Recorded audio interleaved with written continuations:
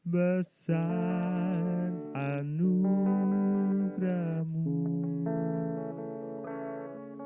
melimpah kasih-Mu,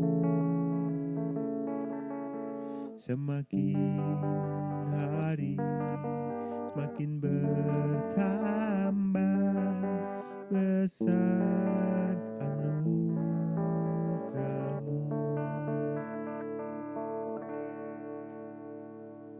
Nah, itulah penggalan lagu yang sudah tidak asing lagi bagi kita. Namun, apakah Anda bisa membayangkan sebesar apakah anugerahnya?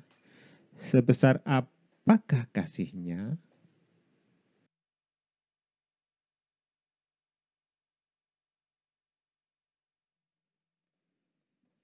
Percayakah Anda? Jika dosa Anda sebanyak setengah gelas, maka kasih-Nya segelas penuh. Artinya, seberapa besar dosamu, kasih-Nya jauh lebih besar dari dosamu. Mari kita lihat fakta-fakta berikut.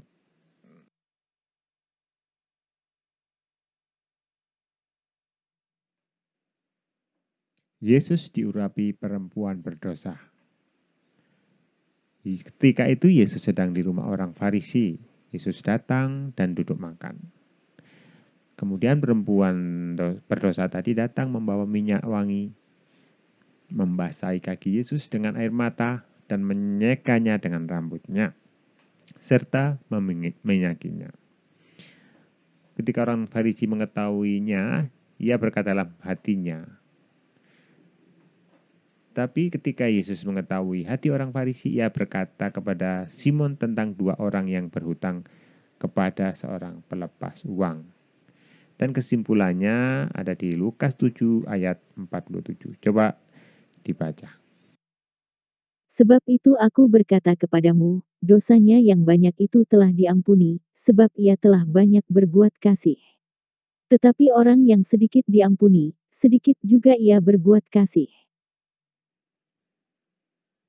Ya, dosanya yang banyak telah diampuni. Tetapi orang yang sedikit diampuni, sedikit juga ia berbuat kasih. Artinya jika seseorang merasa dosanya cuma sedikit, hanya perlu sedikit pengampunan dan sedikit diampuni, ia akan sedikit juga berbuat kasih. Nah, kata kasih di sini menggunakan kata agape, yaitu kasih Allah. Jadi orang yang telah menerima kasih Allah akan berbuah juga kasih Allah. Lalu Yesus berkata kepada perempuan itu, dosamu telah diampuni. Dan kemudian berkata lagi, imanmu telah menyelamatkan engkau. Pergilah dengan selamat. Kasih Tuhan selalu melimpah. Pengampunannya sempurna.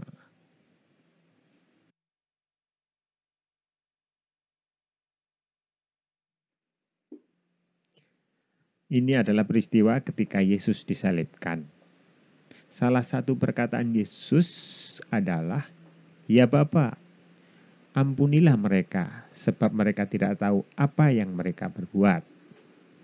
Menurut Anda, ketika Yesus berkata seperti itu, apakah Bapa mengampuni mereka atau tidak?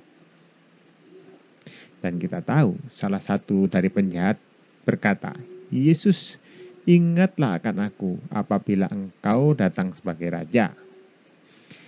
Kita tahu penjahat tersebut menerima anugerahnya dan bersama-sama Yesus di dalam Firdaus pada hari itu juga. Tanpa syarat, tanpa sempat berbuat baik.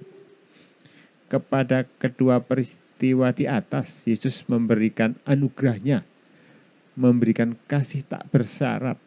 Artinya memberi pengampunan tanpa syarat. Kepada perempuan berdosa dikatakan, dosamu telah diampuni. Imanmu telah menyelamatkan engkau. Pergilah dengan selamat. Kepada penjahat di sebelah kanan dikatakan, aku berkata kepadamu, sesungguhnya hari ini juga engkau engkau akan ada bersama-sama dengan aku di dalam Firdaus.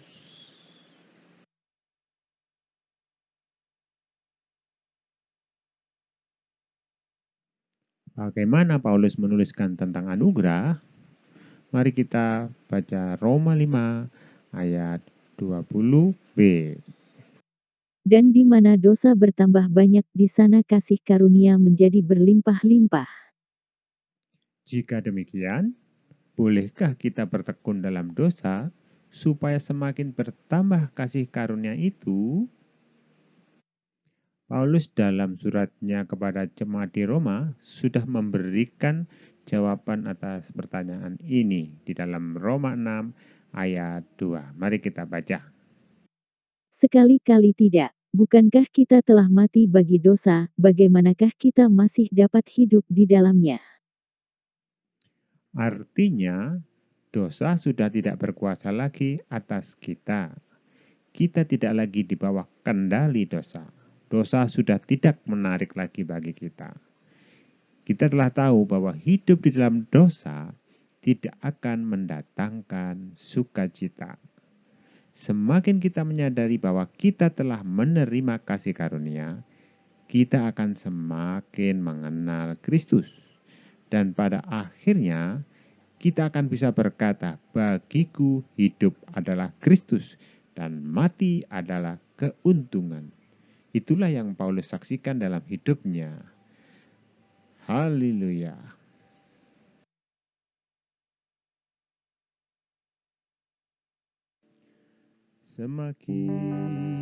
Tuhan Yesus memberkati.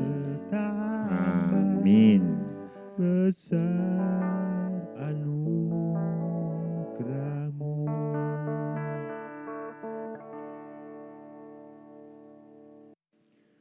semakin